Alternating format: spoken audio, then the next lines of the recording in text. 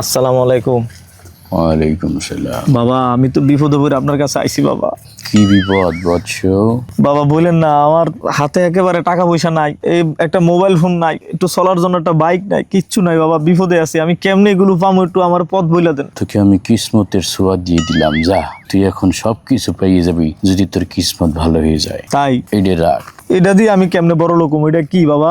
এটা কিসমতের জাদু। না, আমি হালাল পথে বড় লোক হইতেছে, হারাম পথে হইতেছে না জাদু মাতু দিয়া। এটা হারাম না বৎস, এটাও হালাল। এটা খুইলে দেখ, এখানে 10টা আতর ও একটা কাবাস কিছু আছে, উপরে একটা তাই তো। কুপনও আছে। হ্যাঁ, এই যে কুপন। তুই এখন 699 টাকা দিয়ে কাফিলা থেকে এটা অর্ডার করবি। তোর কিসমত যদি ভালো হয়ে যায়, তুই বিজয়ী 2জন কাস্টমারের ভিতরে একজন হয়ে গেলে একটা জিক্সার বাইক পাবি। বাহ বাহ, তোর মাশাআল্লাহ। কিসমতের দরজা যদি আরো খুলে যায়, তাহলে প্রতি সপ্তাহের ক্যাম্পেইনে তুই একটা মোবাইলও পেয়ে যেতে পারিস। আরে কয় কি বাবা? সাথে তোর পোলার লেগে 10,000 টাকার শিক্ষাবৃত্তিও পাইয়ে যাইতে পারিস। বাহ বাবা, বাবা কি বলেন বাবা? এছাড়াও 300-র উপরে পুরস্কার আছে। তোর কিসমতে যেটা লেগে যাবে সেটি পাইয়ে যাবি তুই।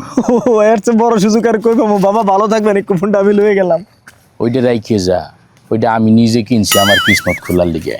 তুই তোর কিসমত খুলে লগা যা।